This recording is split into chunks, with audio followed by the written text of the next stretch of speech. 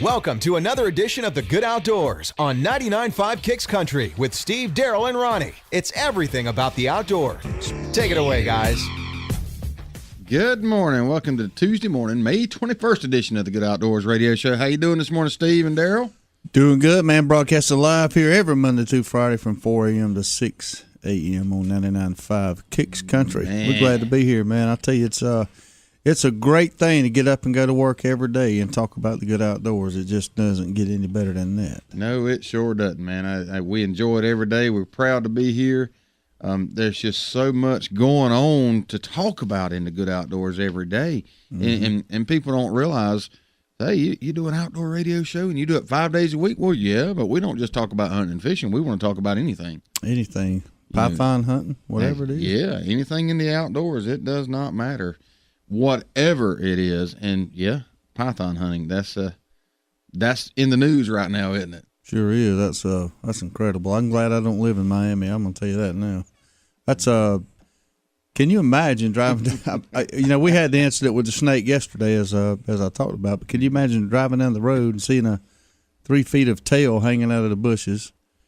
And first of all, I would never imagine this part, going up and grabbing the tail and pulling it out of the bushes like this man did, but he readily identified it as a python. So he grabbed a hold of it and commenced to pull it out of the bushes, and he pulled, and he pulled, and he pulled, and he pulled, and 18 feet 3 inches later, he had a python. 18 feet 8 inches. 18 feet 8 inches, that's right. He had a python. He wrestled it there briefly and killed it by stabbing it with a pocket knife. As it was wrapping around his legs. Yeah.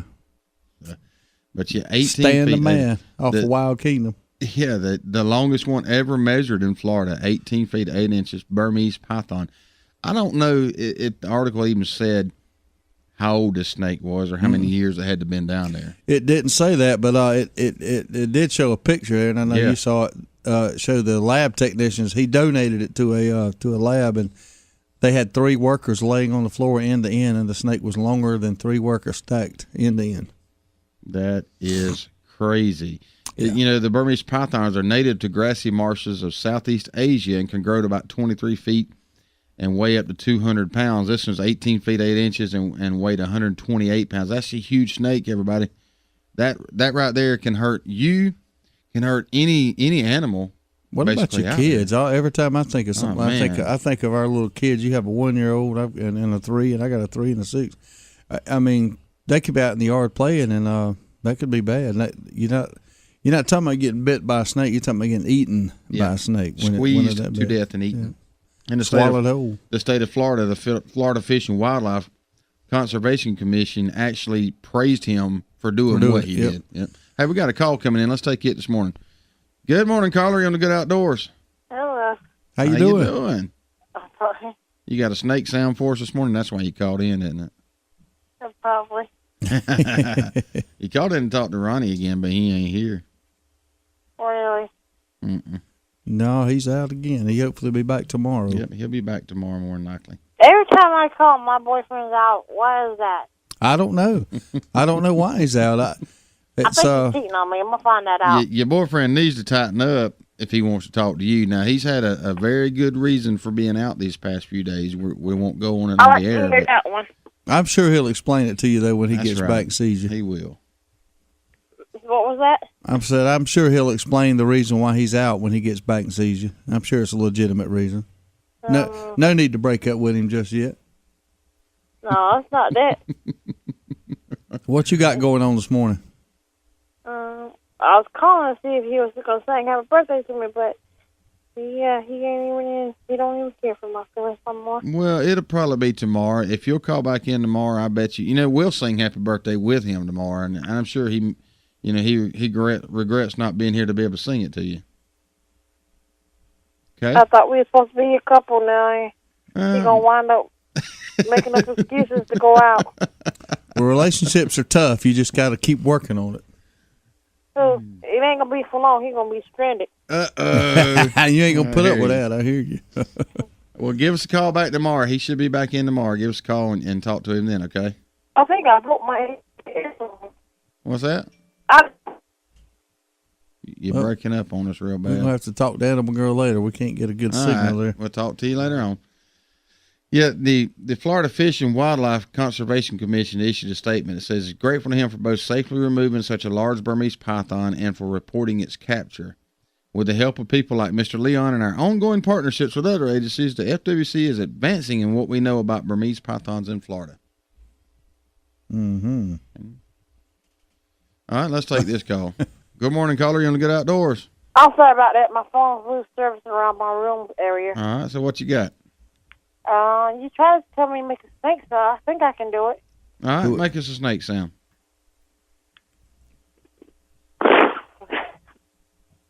Yeah. Was that snake pass gas or something? I think he's sick. I don't know. I Yeah. don't know what's wrong with my snake. Well, that's a good job anyway. We'll talk to you later, okay? We got a lot to cover this morning. All right. All righty, bye-bye. Bye-bye. Oh, yeah, Animal Girl. Love hearing from her, and Ronnie, I'm sure, will be happy to know that she's been checking on him. Oh, yeah, I bet. I guarantee you And will. he'll be back tomorrow, and we'll maybe she'll call in and we'll sing. She her going happy to put him birthday on the again. road if he don't That's straighten right. up. He better straighten up. Did you see that that a 200-pound bear pulled from Colorado Springs tree out in Colorado? I did see that. Yes, I Yeah, did. firefighters in Colorado are used to pulling riding cats down from high trees. Had to change pace Sunday when a 200-pound bear was found in a tree. The female black bear made its way into the tree Sunday morning, but was not discovered by local residents until around 3 p.m. So, you know, they I don't know, did they try to? Oh, they first attempted to subdue the bear with a tranquilizer, proved unsuccessful, pushing the bear to climb even higher. So officers fired a second tranquilizer shot and then watched, joined by the crowd, and they had to wait till the bear was fully sedated. Around 8 p.m., nearly 5 hours after the bear was first spotted, it was tied to a ladder truck on the fire department and lifted from the tree. Mm-hmm. And it was released back into the wild. So there's some conservation going on out here in Colorado. Yes, sir. Getting the Ain't got no guns taxpayers to shoot him with, but taxpayers money to use the hook and ladder truck to rescue the bear. That thing looks huge in the air. It's 200 pounds, which That's is a a big good bear. size one, but looks even bigger than that when you look at it flying through the air with the hook and ladder well, truck. they ain't got no guns left in Colorado to shoot him, so they had to take him out with the fire truck. I tell you, I read an article here about a gentleman that is I guess he's legally blind, but the Classical Fast Draw Society is home to a select number of expert marksmen, but their most remarkable member is not technically their most accurate. Jim Mika only hits about 80% of his targets, firing shots at just half a second apart. So he is letting them rip. But the truly incredible thing about Malika is that he's totally blind. Wow. He's not legally blind. He is totally blind, can't see. But he first started hitting about 25% of the time, and he kept on shooting. Now he's up to 80% of his targets he hits. You can see a video of Mika showing his quick draw skills by going to Yahoo and typing in his name there. But that is incredible. Just to have the desire to keep on shooting with a disability like that, where shooting normally requires very good eyesight and to be able to hit the target he's shooting at. And this man is totally blind, and yet he's out there with a gun, That enjoying is the outdoors, amazing. shooting and hitting 80% of his targets, which are probably better than a lot of men that can see. Yeah. He probably shoot better than me with a pistol, I guarantee you. Yeah, That's amazing. Yeah, I'm telling you, he's got to be practicing all the time. And, he's also invented a specialized rifle that helps him hit targets from up to 100 yards Really? by sending a sound signal into his headphones. He's apparently good enough that some of his compatriots have placed a high level of trust in his abilities. For example, Mika says he'll occasionally enlist someone to tap a spot just above his target so that he can mentally place the location of his next shot. So he's pretty much using sonar. I guess he is. Yeah, but I tell you what, that's kind of like. I've tried to get Daryl to get out there at just 20 yards with an apple in his head 100 times, and I can't get him to do it. And this I'm guy, not that trusting. well, this guy, he can't I'm even with see. you. Let me tell you how easy it is to pull a shot. You ever hiccuped out of the blue? You know what I mean? That's just that much and your head's blown No, off. I have not. Now, why don't you get out there with an apple? Well, I have, so I'm not taking that chance. See, I go back to that part where you talk about that story about the BB. That'd be the last time. Yeah, Yeah, you're right. right. Thank That's you, right. Daryl. That's right. That's right. That Yeah, would have been won't the go first through time and your the last shoe. time. It won't go through your shoe. I won't miss. Yeah, right. Mm-hmm. I found an article on here this morning about hiking that has really piqued my interest. That it's just an amazing story. It's about a father and daughter's amazing Appalachian trek to save lives. The Appalachian Trail runs from Georgia to Maine, and we actually have a cousin and his girlfriend that actually started this. And they didn't finish it. They're going to go back and finish it at some point in time. But it's a 13-year-old Kylie Trawick and her dad Bob are going the extra mile in a major way, hiking the more than 2,180 miles on the Appalachian Trail at a clip of about 20 miles per day. And have already surpassed their goal of raising 1 pound of food for every mile completed. About 4,000 pounds have already been donated in Kylie's honor to food pantries across the country. This girl, 13 years old, wanted to make a difference and thought long and hard about how to do it. So she's out there raising food, raising stuff, for needy families by doing this walk and this trek. Now, that is just, it's unbelievable. The dad says the hardest thing he's a 50-year-old registered nurse, hardest thing for him is being able to keep up with her pace. Yeah, he says she is truly just wearing him out. But it's unbelievable, she's been a hiker since 7 years old, but it's just an unbelievable story about how she, wants to do good and wants to do other things. She said she's a great student despite a learning disability, and who is an athlete who runs track and cross country and plays softball and basketball. Was lucky enough to get permission from the administration at her school to exchange 2 months of class times for lessons in the wilderness. Now, that's just awesome right there. That is awesome. What better way to spend, your time in the outdoors? I'm just glad the school allowed them to do that. Yeah, I mean, it's a great thing, There are some good schools with some common sense, believe it or not. Well, we're going to take a break. We'll be back here in 3 minutes on The Good Outdoors on 99.5 Kicks Country. Here we go again. Every time there's a food plot to be planted, Daryl's nowhere to be found. You see him, Ronnie? He's probably in the truck eating a dang sandwich. I'm sitting right here by this tree, and they don't even see me.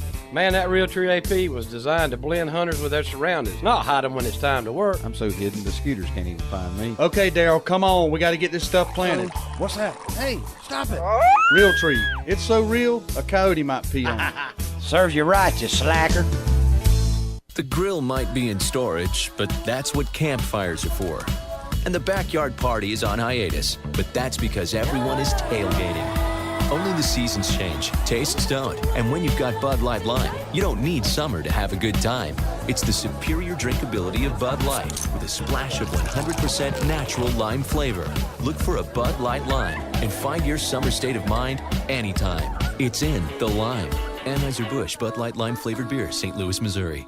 What in the world is that noise? Sounds like the transmission's about to come out of my truck. Transmission? Sounds like Alien versus Predator under there. Let's get it to Ronnie at Eagle Auto Repair. Ronnie, I got a problem. Problem? It sounded like Superman fighting the Incredible Hulk. No, it was worse than that. Come on, man, this is for real. I ain't got the money to be fixing no big problem. Chill out, dude. You're at Eagle Auto Repair. You know we'll fix it right and as inexpensive as we can. We only use quality parts, and my guys are some of the best trained technicians in town. Yeah, but can they stop a fight between Godzilla and King Kong? Because I'm betting that's what they're going to find under there. Eagle Auto Repair. 321 Lakes Boulevard, Lake Park, Georgia. Jones Welding and Industrial Supply has been serving South Georgia and North Florida for over 3 decades. With 9 locations in the South, Jones Welding and Industrial Supply is a full-line distributor for all welding and industrial supplies. The Jones mission is to provide quality products at a competitive price in order to supply the best service available. Jones Welding and Industrial Supply has built a reputation for good, honest, old-fashioned service. For a location near you, visit www.joneswelding.com. Jones Welding and Industrial Supply is a proud supporter of the Good Outdoors. It's that time of year. People everywhere will be scrambling to find somebody to take care of filing their taxes. Fast Tax and Bookkeeping at 1407 West Hill Avenue, Suite Q has a quick turnaround time and the knowledge to prepare your taxes properly, making sure you are getting what's due. With $25 1040 EZ filings, electronic refunds in a flash, military and college student discounts, and fast and friendly service, drop by and see Lisa Griffiths and the gang at 1407 West Hill Avenue, Suite Q, or give them a call at 229-253-0181 to schedule an appointment.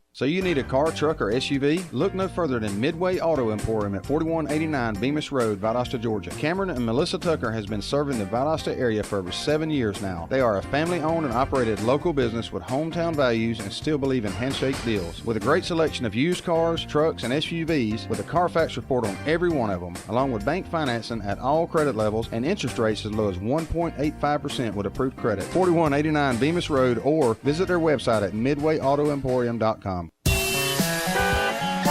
You're listening to The Good Outdoors with Steve, Daryl, and Ronnie on 99.5 Kicks Country. Now, let's get back to the fun. Welcome back this morning to the Good Outdoors, man. I tell you, every Monday through Friday from 4 a.m. to 6 a.m. right here, y'all tune in and listen to us and call in. Our number is 229-253-0995. Let us know what you want to talk about. Tell us about some outdoor news going on or some things that's going on in your neighborhood. We got a call coming in this morning. Good morning, caller. You're on the Good Outdoors. Hey, guys. How y'all doing? We're doing good. How are you? I'm fine. My birthday's next month, a month from today. I want Ronnie to sing happy birthday to me, too. Oh, we can get him to do it now. That man can belt out the happy birthday tune, son. He can. All right. Well, y'all have a good day. Hey, When y'all decide what y'all want to do about Oklahoma, let me know. I will. I'm going to do some more research on it today and see if we can get some backing to help us be able to get out there and back and spend some time there cleaning up and helping out and make sure we get with the right agency first. So we'll sure keep everybody posted. All right. All right. Thank you. Thank you. Bye. And Wanda was up at it early this morning. I see where she sent us a message on Facebook. Yeah, we hadn't touched on the events out there in Oklahoma, No, but it's hard to ignore it. It's one of those things. I saw Nick Cumbus actually, I think it was, posted something on Facebook that said it's just hard to watch the news last night on any channel, and he's right, man. It's just I finally quit, and I usually keep it on Fox News, and watch O'Reilly and Hannity and things like that, but I just couldn't.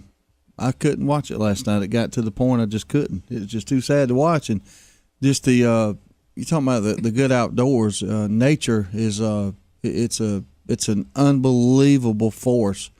And that tornado that hit is probably going to be one of the most studied in the history because of the nature of how it happened. It hit in the ground, it being so wide, but it was on the ground for 40 minutes, I believe it was. And that is unbelievable right there. You don't hear of that. Usually they come down and they hit and they bounce back up and they may come back down and hit another area. But this one, came down and just plowed an average over a mile wide, and it points up to 2 miles wide, a swath, going through Moore, Oklahoma, and that area there, and just total devastation. It didn't care what was in its path, whether it was houses, a school, a business, a daycare. It's non-discriminatory, and it affected thousands of people out there. There was at least 2 schools that I know of as of last night that was hit. 2 elementary schools. Yeah, one of them I think all the children were accounted for. The other one was really just tore up, and they were still searching. But at the latest report that I have is at least 51 killed. Yeah, and 20 of those were children, and that's likely to rise. But I clicked on something last night, and it's on here again this morning still on Yahoo, the images of the tornado. Oh, I did. As me and Michelle was sitting there, we're looking at these images. It's hard to fathom. Mm-hmm. If you could see a before and after picture, it's unreal. When you look at these pictures, everything is destroyed. I mean, there's nothing untouched. Trees are leafless, and stripped of bark and everything gone off of them. Cars piled on top of cars, piled on top of rubble.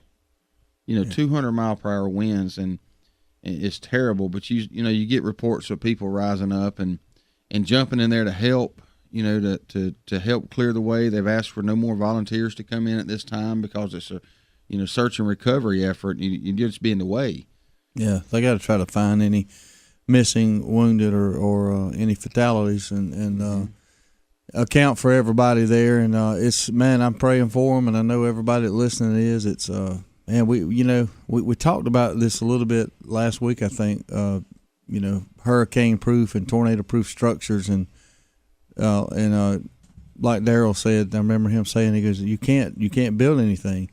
And if you don't believe that, look at that. I mean, there's steel structures, concrete structures that are totally leveled. They don't that tornado don't care what you build it out of, and it just devastated that area. I can't imagine it. It's mind-boggling to see that kind of damage, and I thank God that we live in an area that we don't have to encounter such a thing very often. I mean, it's every year out in the Midwest that they deal with those tornadoes, and we're here in Valdosta, Georgia, and the Kicks Country listening area. We encompass about 40 counties, I think, in South Georgia, North Florida, and we've got it made pretty well. We may get some little bit of effect off of some hurricanes every now and then, and over our friends over in Cairo, they've been hit by tornadoes, on occasion. But all in all, right here around the Black Crow Studios, and in Valdosta and Hayhire and Lake Park and surrounding areas, we've had it pretty well. We got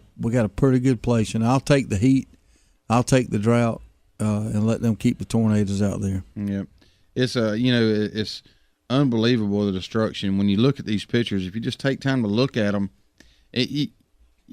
everything that's on the ground or tore up just minutes before this wasn't. So you go back and you look. I'm looking at a street right now where things are just laid down on the street, and fences tore up and trees twisted. Imagining this before that. This tornado actually took a path that another one took, like in 1999. Yeah. It's a very similar path to it. It's an eerie type feeling. I don't know. We're going to do something with the Good Outdoors. I would actually love to go out there and help with the effort to clean up and start rebuilding. We're going to try to do something, get together and do a fundraiser for these people or something. We're going to have to rise up and help them. That's something we got to do. Once it gets put on your heart like that, there ain't no turning away from it. So we're going to figure something out really quick. I don't know if it's going to be some there's probably be a combination of a lot of things, and we'll see what we can do. But if you want to help, hit us up on Facebook page at the Good Outdoors with a Z. Let us know your thoughts on the best way to help. Yeah, if anybody's had experience with going out there, Daryl started an active campaign last night to put some things in motion to try to, get out there and help. And if you've been out there, when the hurricanes hit up in South Carolina or down in Florida, and you maybe you traveled down to help. I remember Bo and Deidre, or at least Bo did, with Tenacity Guide Service, traveled to help some people out. And y'all got any tips or pointers or things to help us out? We'd love to hear it. We got a call coming in. We're going to take the call this morning. Good morning, caller. You're on the air. How are you? I got plenty of stuff that can help for the people up there. Okay. We'll keep that in mind. As soon as we start putting things together, we'll give you a holler. Okay. Yes, sir. We can get canned foods from organizations. We can start raising monies from town to town. We can start getting blankets, shoes, first aid kits, water. Yeah, good stuff point. They would need to take care of themselves until they can get back on their feet. That's right. You bring up a good point. They're going to need everything. Blankets, diapers, baby needs. There's everything that you use on a daily basis. These people have had it taken away. Food, anything. It's just something I can start doing ASAP. Just let me know. We will. I can just give me a call. We've got your number. We'll sure keep you in mind, and we'll let you help out, okay? Yes, sir. And I can start getting my church in Hayhire to start helping with this fundraiser thing. That's right.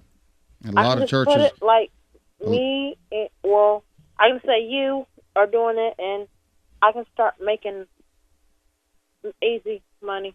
All I gotta do is start walking around the mall. Yeah, there's a lot of things. There's a lot of things that can be done, and we're going to research that, and we'll sure get back in touch with you and get you to help out. Okay. All right. Thank you very much. You're welcome. Bye bye. Yeah. Chad Everett actually put on there. Chad's from Oklahoma, and he missed his relatives by 1/4 mile. But they are all okay. He said not a good scene there, and some friends friends missing family still. So, Chad, we feel for you, and he chimed in. He wants to help with a fundraiser or anything he can do. So lots of people have, lots of people commented on it. One guy from Oklahoma, he's make sure we raise the right money, and get it sent to the right place. Another guy, Ray Smith, he asked, said, have your followers donate blood at a local Red Cross or Oklahoma blood bank. Yeah, that's a good one. That'll help out a lot. Yeah, because tragically there's 51 deaths that we know of so far, and it totals unfortunately probably going to rise. But there's always way more injuries. Watching the TV last night, you've seen all kind of people with bumps and bruises and scratches. So donating blood, that's a great point there. Talking about people Dawn Davis, Pat Davis's wife.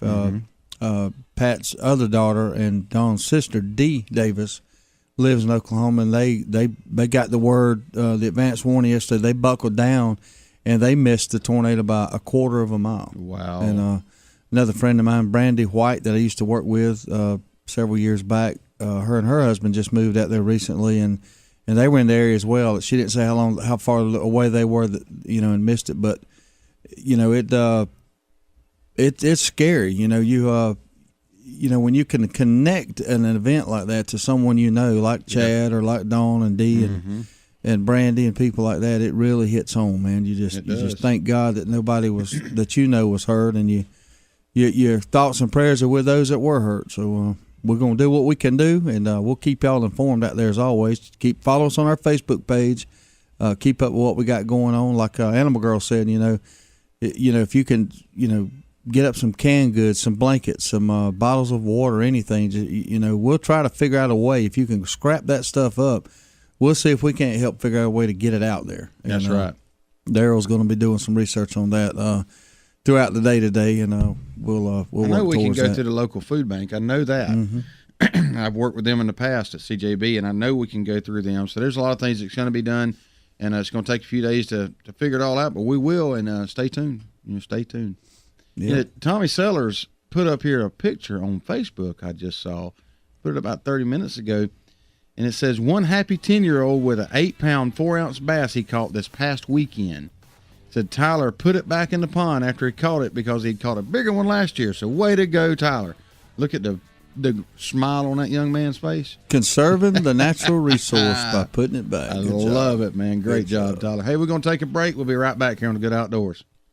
There's only one place in Valdosta if you want the freshest seafood in town. It's Bubba Jack's Crab Shack at 1700 West Hill Avenue. They got wild Georgia shrimp cooked about any way you could want it. Fried, peel and eat, grilled, or buffalo style. They got a Wednesday night oyster special at $7.99 a dozen, and that ain't no mistake. $7.99 a dozen, Wednesday night only. Bring the kids with you, and if they don't eat seafood, get them some chicken tender baskets or hamburger hot dog. And do not forget to try the fresh cut, hand-dipped onion rings at Bubba Jack's Crab Shack, 1700 West Hill Avenue, Valdosta.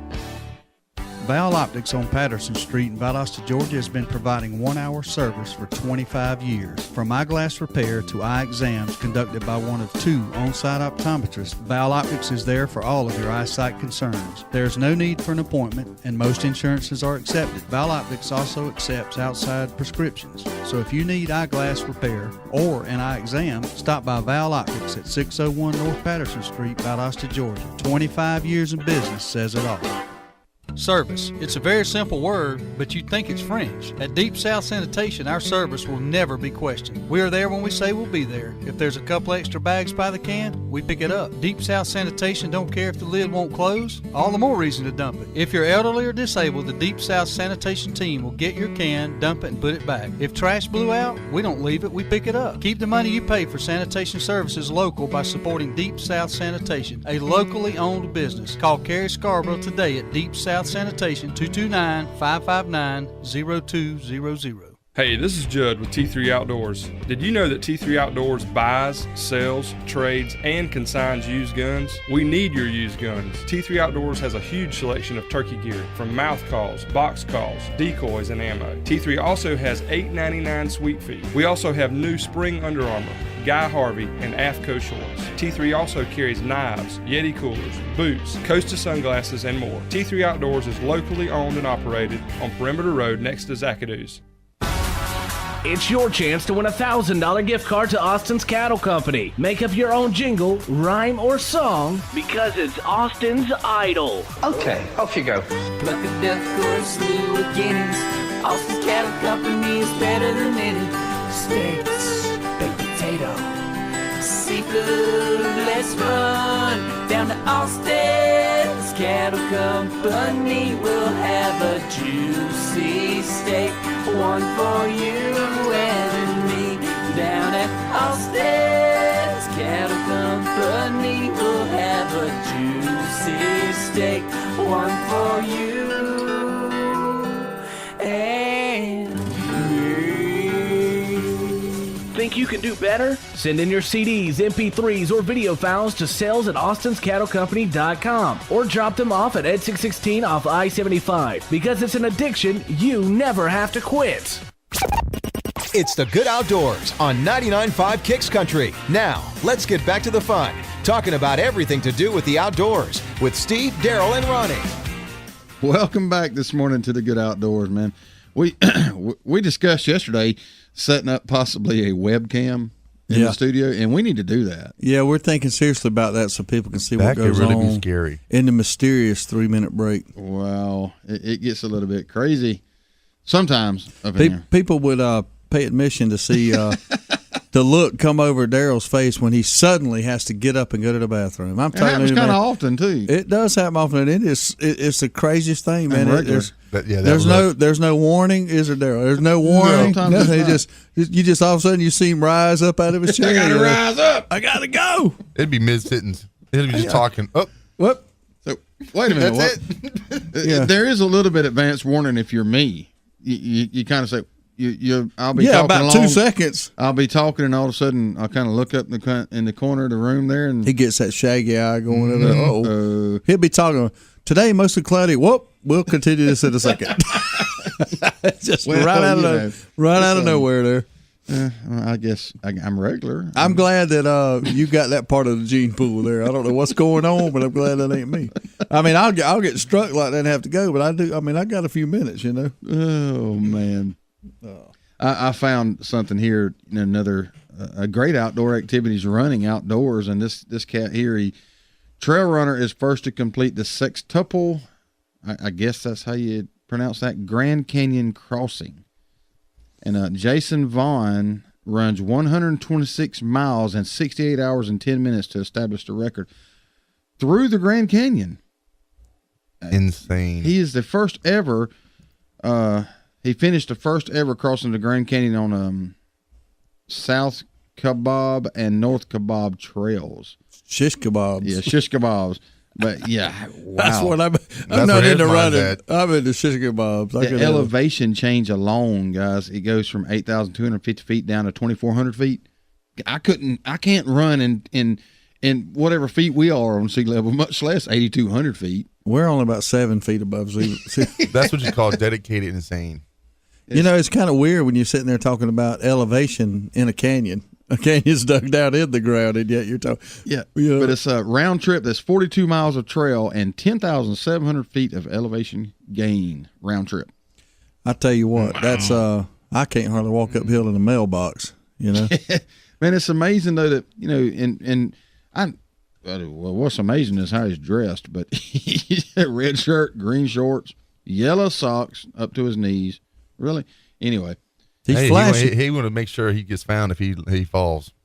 He's flashy. Yeah, it's a good point. You know, he might spotted from the helicopter. Yeah, that's pretty awesome though. To go do something like that. That's being in the outdoors. That's just I couldn't do it. What state is the Grand Canyon in? Arizona? I don't know. Colorado. It's somewhere out there. I think it's Roaring Arizona. Springs. They didn't teach me much geography, as you can tell in school. Man, I ain't no gynecologist. I don't know what a Grand Canyon is. Nope. Somebody tell me where the Grand Canyon is. 229-253-0995. So I have no idea what state. I've never even seen it. I flew to China, but we didn't make it over the Grand Canyon. We flew from Atlanta to Washington State, kind of, and then up around. So we didn't really go over the Grand Canyon. You've been out there over it. I've been over it several times. What but state was it? It didn't have when you were flying. I didn't see the border markers from up there. It's kind of hard to tell. It didn't have the names right on it or nothing? No, it didn't. I mean, I was surprised. I mean, you look down, you think it'd be labeled, but it wasn't. I'm gonna do it the old fashioned way here. Ronnie says Arizona. I'm there. Ronnie's listening? Ronnie, he's home with his wife, and he texted me and said Arizona. Yes, it was carved by the Colorado River The in Arizona. Colorado. The what? The Colorado. The Colorado River. It was Colorado. It was cauterized by a river. So it was carved. Let me back up here. So Ronnie's listening. I'm wondering why he didn't call in.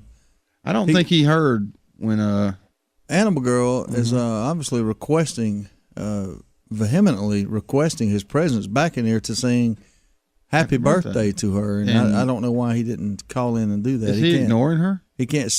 I don't think this relationship's going nowhere. Ronnie, are you ignoring Animal Girl? Come on, man, don't do that. Man, that ain't right. I tell you, right. It's it just kind of reminds me of something here. Evidently, they're on the rocks, and you know, your ex asking, you know, they're probably going to break up. I can see it coming. Unfortunately, it's tragic, you know. And then one of them's going to want to stay friends. But your ex asking to stay friends after you break up is like kidnappers asking you to stay in touch after they let you go. You know? That's right. That's it's a good kind of one. hard to stay friends with somebody like that. It ain't going to work. Now, we're about to get busted here for kidnapping you for the past 24 days. But I like you so much. Can we stay in touch and be friends? Yeah, that's right. Really? Yeah. I'll tell you what. Anyway, maybe Ronnie will get back in here in the morning. We hope he does, and he can handle his business up in here. This might be him calling. I don't know. Good morning, caller. You on there? How are you? What's going on, guys? Oh, we don't know. What you doing, buddy? I just got done working. That's good. Going home. He sounds like Blake. Every time he calls, he's just getting off work. That's all. Yeah. I'd say that's all he does, but we know different. Yeah. You been fishing yet? You said you was going fishing, didn't you? Yeah, we done a little bit of fishing. Took my boy down to the river, and we killed the brim. Did you really? What river did you go to? Yeah, with Coochie. Are you catching any size? Yeah, a couple of them. Pretty big. You know, I remember back in the day, you could go catch. Me and Daryl and Dad used to do it all the time. We'd catch good big red bellies, and just seems like through the years, because of all the drought and the water being so low for so long, the last few times I went, and it's been years ago, I could catch hundreds, but you couldn't put all 100 in them and make a good fish fry. They were so small.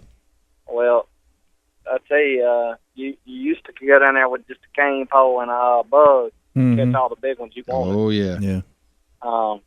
And I tell you, I think a lot of it, there's just so many people fishing for them. Yeah. You know, there was 15 other people down there fishing the same run I was fishing.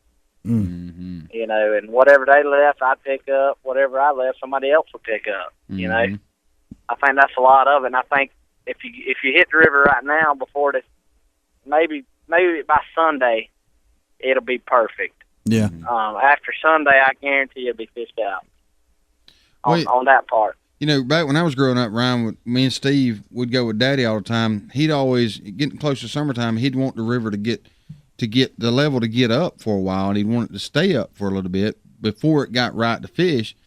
And I was like, well, why in the world did, learning, I was, why in the world did you want to do that? They said, well, it's feeding the fish. It's bringing more fish downstream, and it's bringing more food for them fish to grow and come downstream. So it's an ever-changing, ever-evolving cycle, every revolving door. And you're exactly right. We take a cane pole or a brim buster with a dang popping bug on top water, make a run in the river, 3 hours or 6 hour run, whichever one we did, and sometimes load the boat with nice red bellies. Mm-hmm. Yeah. Well, it's still pretty good. I ain't gonna lie. I took my little boy down there. We had a good time. Oh yeah. Well, it doesn't matter when you're taking your kid what size fish you're catching. Honestly, he called the little ones big ones and the big ones little ones. So it was all the same to him. A fish is a fish. They wanted to take them all home, didn't he? he did on his part now. But like I said, if you get a chance to go this weekend, I'd recommend going because I guarantee you will about feel you cooler. I think the high water levels was kept the brim down there from bedding. Yeah, could have. I remember every one I caught was full of roast. I remember I was a kid. We had our motorcycles, and I remember taking my 30-30. I had a single shot 30-30, and I found a brim bed right by the bridge down there on 122. Shot down there with my gun, and there was a big red belly off to the side bedding by itself. Mm-hmm. And I shot that thing, and it's the biggest one I've ever seen in my life. But that was years ago, and I hadn't seen any like that since. But I didn't catch him the right way. Caught him upside the head with a bullet. Shocked him. Shocked him, yep. Yep. All right, buddy. We appreciate you calling in. All right, Keep us guys. informed. Have a good one, man. All right. Take it easy. That's a heck of a way to fish, Steve. It was. I hope actually the got statute of limitations. It is. It makes you wonder, though, is that really considered fishing? I don't know if it's hunting or fishing. Good Catching. question. It's called catching. It's called harvesting. But I got on a kick with that thing. Daddy actually reloaded me a bunch of steel jacket bullets. I don't know if you remember that. And I was going around climbing trees on the edge of ponds and just fire them up. I remember some too. Oh yeah. Hey, let's take this call right quick. Good morning, caller. You're on the Good Outdoors. What's going on, fellas? How you doing, man? How y'all? We hanging in there like a rusty hook waiting on a nibble. I hear you. What'd you get into here lately? Well, went hog hunting last Wednesday and Thursday. Well, give us a report. How did you do? We didn't get none. You didn't? No. Wednesday we seen about 30 of them.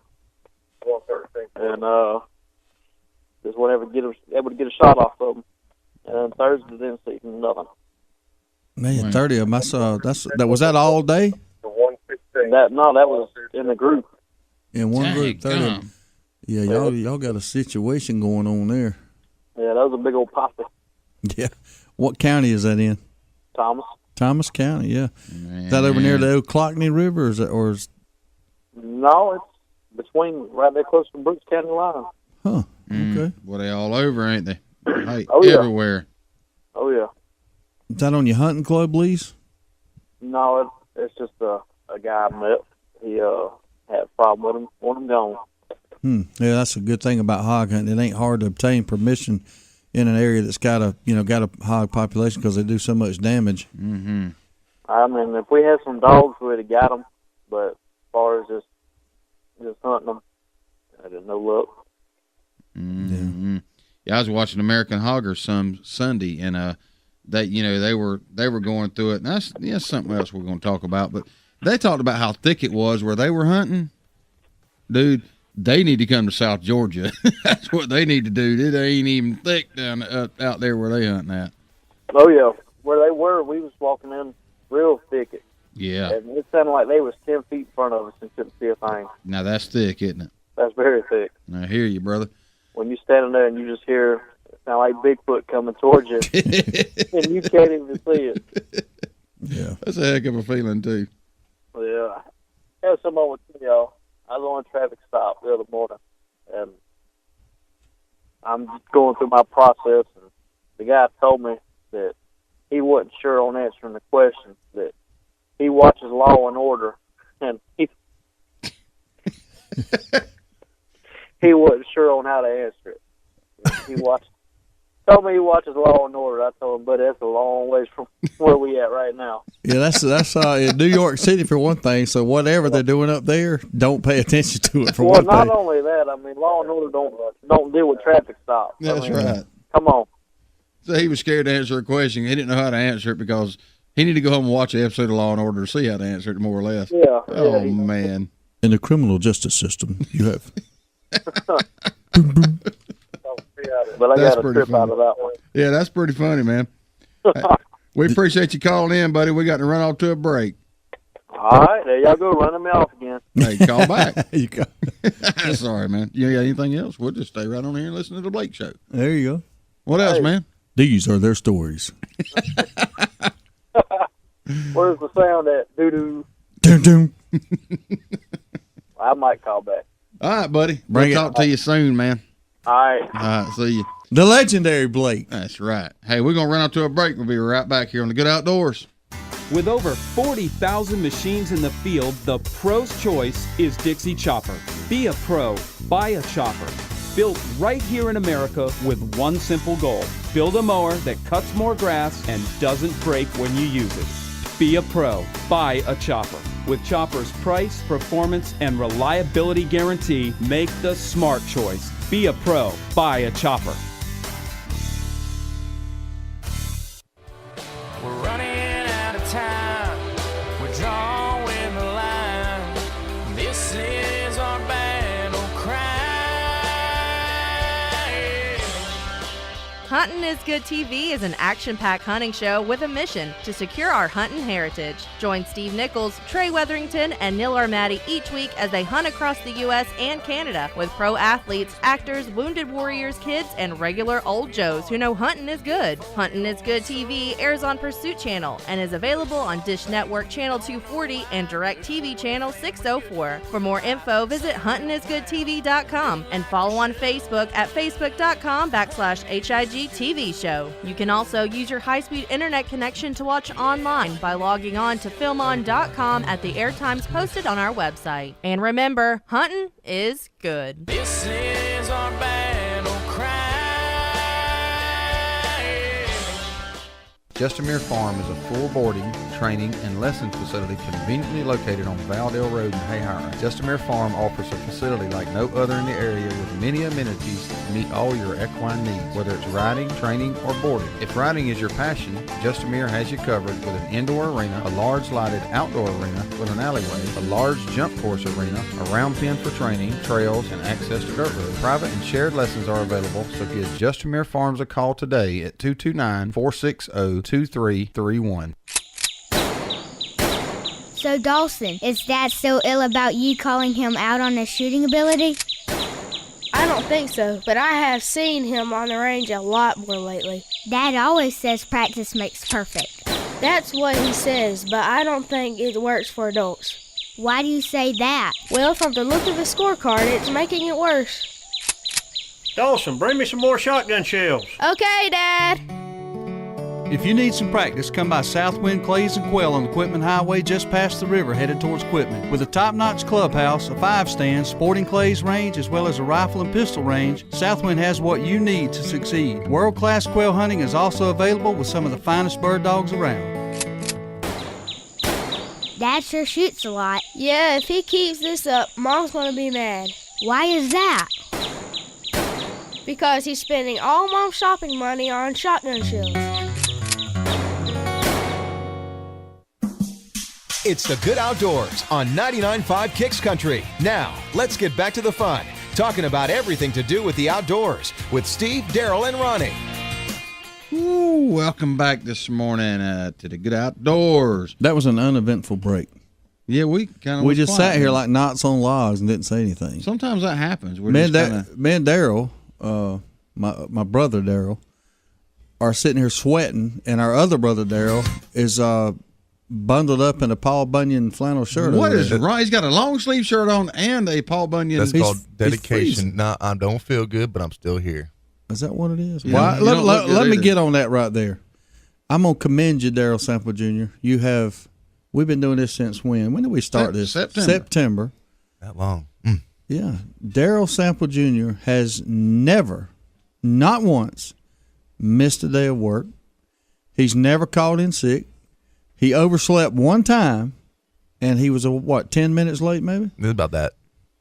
That is something a lot of people cannot say. I can't say it. Nobody can say it. Nobody here, but that is dedication, and we appreciate everything you do, Daryl, because if you didn't show up one day, we'd be lost. We couldn't even run a rerun because we don't know what buttons to mash or press or whatever. I just love what I do. Yeah. The only time he missed was when he went out of town on vacation for just a little while. That's it. Wasn't that on a Saturday? No. Well, Lawan come in and filled in for a few right, days, and that's it. That's right. That's the only time. Man, well, you definitely are up for Employee of the Year. He sure is. Out of all of us, you were up for Employee of the Year. You got my vote. And Blake, this is for you. In the criminal justice system, the people are represented by two separate yet equally important groups: the police, who investigate crime, and the district attorneys, who prosecute the offenders. These are their stories. What do you think about that, Blake? There you go. Oh, man.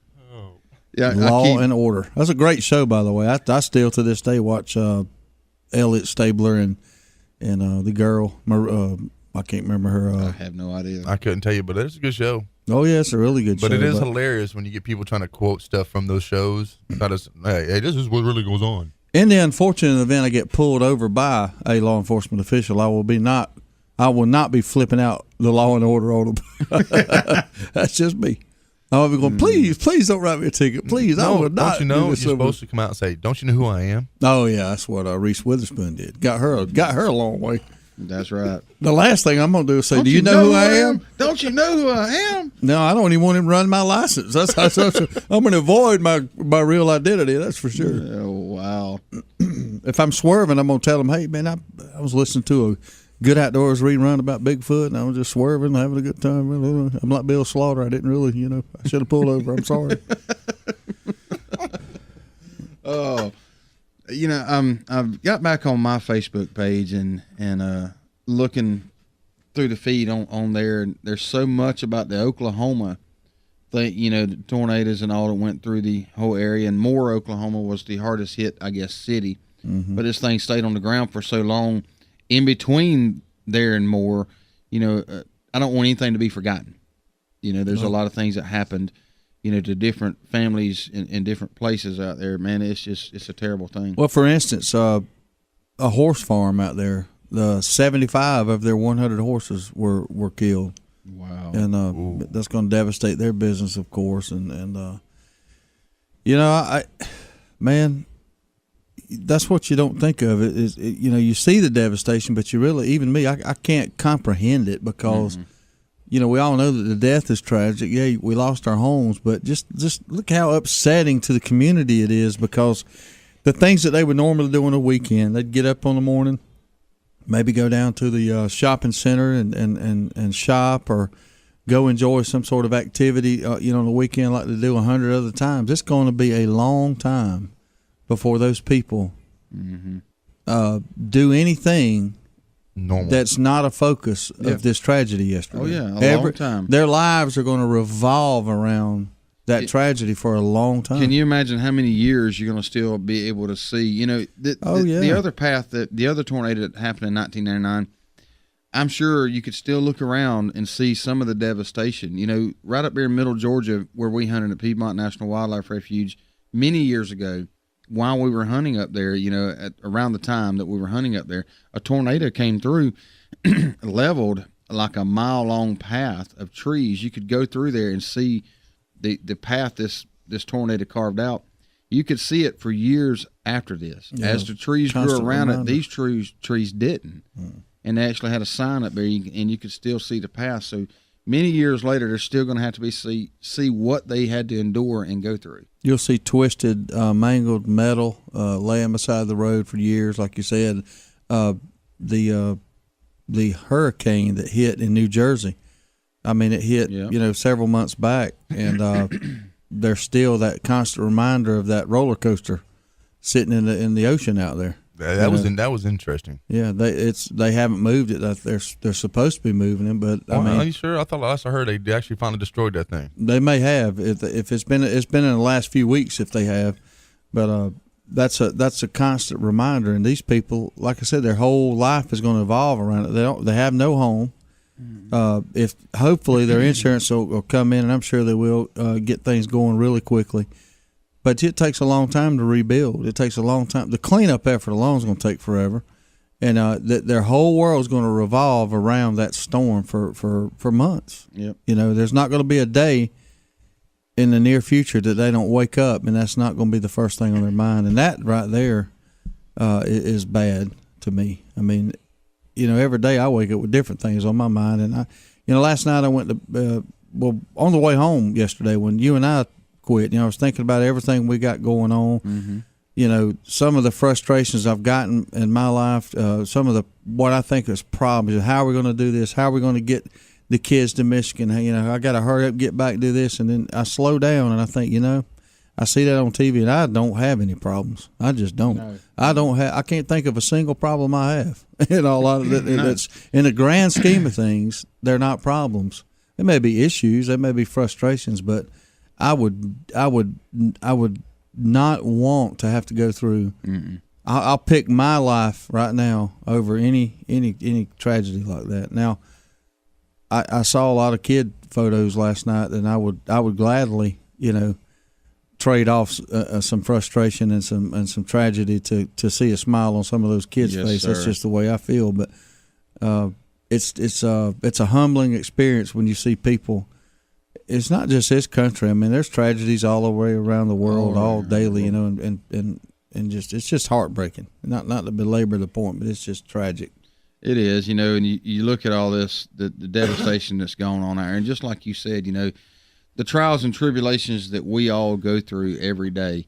Let me tell you, if you just stop and think, you know, I have a house, I have a car, you know, I have roof over my head, food in my cabinet, clothes on my back.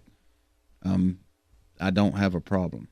I do not, because these people, a lot of these people out there, hundreds of these people, do not have what I just stated. They do not have a house anymore. They do not have a car. They do not have nothing but the clothes on their back. Literally the clothes on their back. That's right. No transportation, no way to go, no cell phones, no nothing. I mean, nothing's working out there right now unless they've gotten it restored overnight. I mean, it totally isolated, and the only help they got is what they can walk down the street and see. I'm sure that, you know, our I hope that our government, and I'm sure they will respond swiftly and with the full force and weight of what the state, local, and federal government has to offer to get these people back on their feet. There's already been some National Guard dispatched. You know, that was very quick, and I commend the governor of the state for doing that and getting as much help there as possible.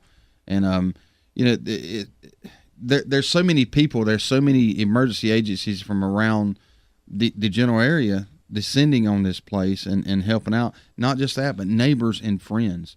Anybody, you know, there's so many people out there helping, and it's just an amazing thing. I saw a guy lived across the street from the school, from one of the schools. I don't know which one exactly it was. He said he thought him and his 5-year-old, I think adopted son, I believe, is what they stated it as. He actually thought they would be safer in the school and ran to the school, and within 2 minutes the school was coming apart. Now, they made it. They were okay. But, you know, it goes to show you that nothing's safe in this path. No, and be aware, you know, we hope one doesn't hit here, but you need to give it some thought. What are you going to do if you're home and you're home with your family? You know, they had 16 minutes of warning. That's phenomenal. That is fantastic. Imagine, you know, years ago we didn't get warning, but you need to know where you're going to go during a storm like that. What's the safest place to go? Where do you need to be? And make sure you're conscious of that. We're going to take a break. You're listening to The Good Outdoors on 99.5 Kicks Country. Attention Outdoor Nation. Adel Outfitters, located at exit 39 on I-75 in Adel, Georgia, has over 18,000 square feet of outdoor unbelievability just waiting on you. Specializing in a wide range of outdoor supplies for everyone, including hunting, fishing, shooting, kayaking, camping, Little League, clothing, knives, boots, you name it, Adel Outfitters has it. They also have that personal one-on-one attention that you just might not be getting from some of the big boxes, and Adel Outfitters has a whole lot less overhead, so you'll be surprised at the deals. So come see us now at Adel Outfitters, exit 39, Adel, Georgia. Woo-wee! Sweet Tea Smokehouse on South Hutchinson Avenue, Adel, is the bomb. You ain't had good old South Georgia barbecue if you ain't been to Sweet Tea Smokehouse. Ribs, chicken, pork, beef, good grief, this is some fine eating. And it ain't called Sweet Teas for nothing. Ice cold sweet tea and good old barbecue plate with all the trimmings is what living in the South is all about. Head up Highway 41 north towards Adel.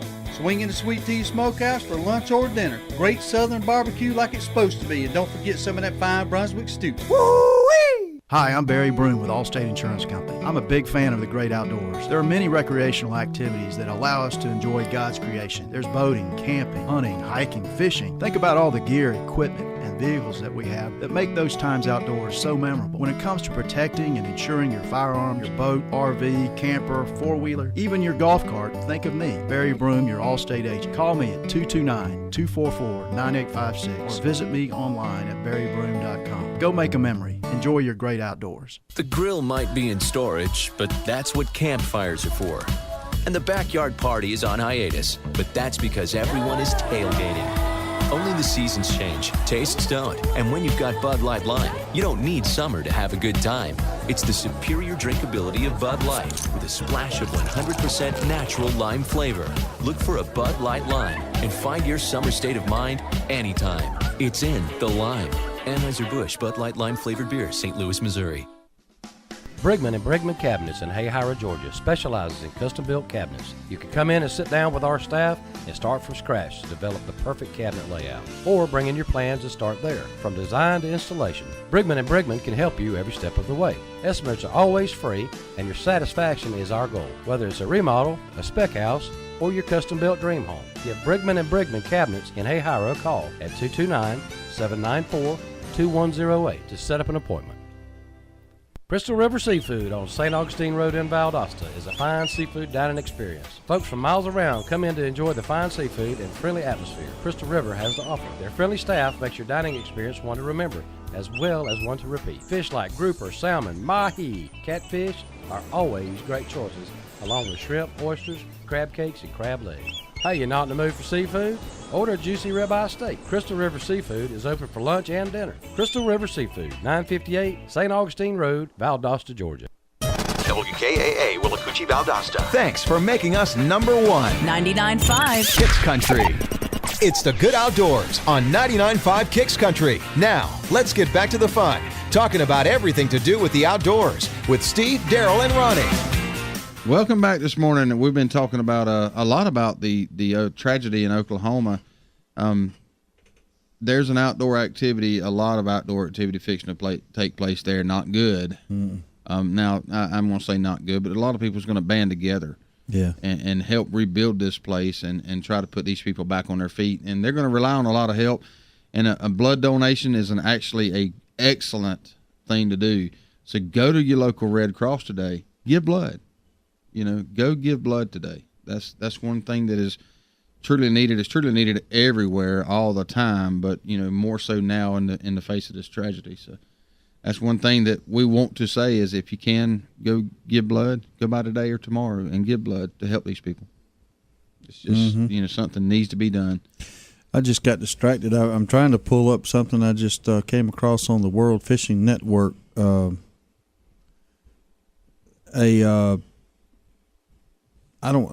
having to do some research, but the South Atlantic Fishery Management Council, which I've never heard of, was recently notified by the Southeast Regional Office of the National Marine Foundation that a 4,800 square mile fishing ban is on its way for South Atlantic anglers. Really? A final rule to implement controversial Amendment 17A will likely be published in mid-November. But the U.S. Department of Commerce's announcement will ultimately establish a closed area extending from southern Georgia to Cape Canaveral, Florida, affecting angler, harvest, and possession of all snapper grouper species. This is old. This is back from November 2010, and I think what they're talking about. I think what they were talking about. It did enact it, but it didn't.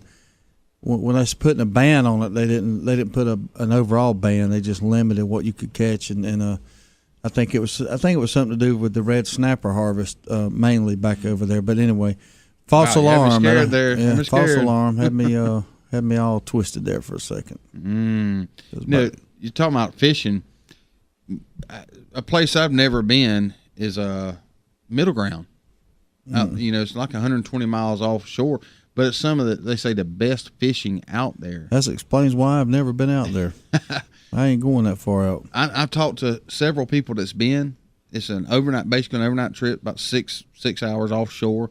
But the fishing is phenomenal. They say this one article I pulled up, 2,500 pounds of fish was caught on this boat. In a day or two out there. It's because nobody goes that far. There's no pressure. There's a lot of fish out there. Well, you say, but there is several trips that go. There's people out there all the time. But you're right. It's not fish like the flats are fish. No. And we're actually supposed to have a call coming in this morning about 5:30 from a captain down at Steinhatchee, and he'll tell us about his charter service and what they're catching now, and we're going to try to make that like a weekly event. But, man, let me tell you, the Middle Ground, that's something I'm interested in going to do. It's just it's unbelievable. Depth ranges from 87 to 145 feet. You can go diving there, catch just every species of fish and big fish. And I'm going to get somebody in here that's been to Middle Ground, and I want to know what it's like to go on that trip. That's kind of like that's the same thing as they have a place in Lake Superior where I go. I haven't been in a long time. I'd like to get back up there, but I went out fishing in Lake Superior with my brother-in-law Gary, and he could put us on a lot of lake trout and things like that. But I always heard these stories of Standard Rock. You got to go to Standard Rock. But is an extremely dangerous trip because the Great Lakes are notorious for bad weather, and you know it's worse than the ocean. Actually, there's more accidents occur right there per capita than in the ocean. But you got to kind of guess the weather right. You know, you can get out there, the weather can change at a drop of a hat. And our buddy Neil Armati on the TV show, he actually was out there at a time, went out there seemingly great conditions. Suddenly it turned tragic. A boat capsized and 2 people drowned. Wow. And took them forever. But it's 20-some-odd miles out, freshwater, in Lake Superior. And you go out there, and Standard Rock is a rock about the size of a 5-gallon bucket protruding out the surface. Yeah, that's all you see. Now the rock itself, under the water, it creates what amounts to as a big reef, kind of like in the ocean. Mm-hmm. And man, it's a fisherman's dream. And you actually go out there and you will load the boat with big salmon, lake trout. I mean, it's we went out there. We took a shot one day and went out there with Dean Palmer, ex-baseball player for the Texas Rangers, and we loaded the boat, man, just trolled around that rock and just absolutely tore them up. But it's a scary trip. We got a call coming in. We'll take the call. Good morning, caller. You're on the Good Outdoors. How are you? I was good up until the radio get all static on me. Why did it get all static on you? Did you lose signal or what? I don't know if I lost signal or what. I don't know if it's just a problem everyone's having, but it don't sound too good. Huh. Well, we'll have to investigate that. What you got going on? Is it still all staticky now? You can't hear us? Can't hear y'all at all. I wonder if anybody else out there in the Good Outdoors listening audience can hear us right now. If you can, Ronnie said his sounds great, so it must be yours. Well, I'm saying it all depends on the location sometimes and where you're at. Things get interfered. Are you in your vehicle? I am in my vehicle. Well, you need a little closer to about Austin. You need to run down to Prince Automotive or Auto Emporium out here on Bemis and trade that sucker because your radio ain't working. I don't think I can get it this place. I hear you, man. Oh, you need to turn in and get a new squad car. Might be a UFO flying over right now and kind of interfering with your signal. So just stay tuned. It might get better, Blake. Or either that or Bigfoot done come over here and chew my wires. Bigfoot might have snatched your antenna off when you wasn't looking when you was asleep over there. Were you able to listen when I read the Law and Order deal? No, I didn't. You didn't. He missed. Real quick. Well, wow. I'm not gonna read it again because I don't want to bore the rest of our listeners. He actually read the introduction of it. I thought I did a very fine job too. So you'll have to log on to www.thegoodoutdoorswithaz.com and tomorrow maybe or late this evening and listen to the replay so you can hear me read that introduction. Probably not. Maybe not. Hey, it sounded good in Lakeland too, so it's got to be something to do with yours over there in that area, Blake. I don't know. I ain't never had this problem before. You're gonna have to move. You're gonna have to move. Ask for a transfer. Got to rise up. You got to get your priorities in order there. I know. All right, brother. We'll see you later on. Okay. Take care. All right, take it easy. Oh yeah. All right, Ronnie, it's your turn. I think you ought to be able to handle it. What now? Ronnie is considering something here. Let's see who this is. Oh, it must be him. Good morning, caller. Good morning, everybody. How are you? I'm fine and frog here. How y'all doing? Oh man, I hope Animal Girl is listening. Hey, Ronnie. She is worried. As everybody should know, we love all of our listeners. Oh yeah. And guys, I think she's special by no means, and I think we all need to get together and sing her happy birthday right Amen, quick. bro. No. Wait a minute. Wait. I think, man, Daryl, didn't we sing happy birthday to her? We did. Yes. So you're going to have to sing happy birthday because we've done our job. Uh-oh. Well, if y'all have already done it, there's no sense in me doing it. No, she requested. She requested that you do it. So I've embarrassed myself enough on there. I can do this. This ain't a walk in the park. Let it rip. I might even chime in with you here in just a second. Go ahead, Ronnie. All right, Animal Girl, this is for you, baby. Ooh. Happy birthday to you. Happy birthday to you. Happy birthday, dear Animal Girl. Happy birthday to you. Man, that was awesome. That makes me want to throw my underwear to the stage. You can hang on to that, Scooter. What? Come on, man. I do take 5s and 10s. I ain't gonna charge you. Hey, guys, y'all doing a great job. It sounds better without me being there. I don't know about all that. No. We don't sound better without you here by no means.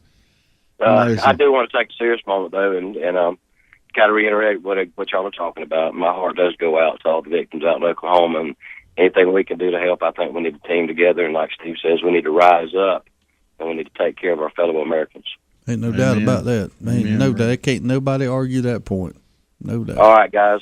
I love y'all. Y'all have a great time. I missed everybody. I'll be back ASAP. All right. Appreciate it, Ronnie. We'll see you in the morning, buddy. All right. All right. Bye. Well, I know that had to have made Animal Girl's day there. Made my day. Sounded pretty good. He sounded very good. I think Very he's good. got a future in radio.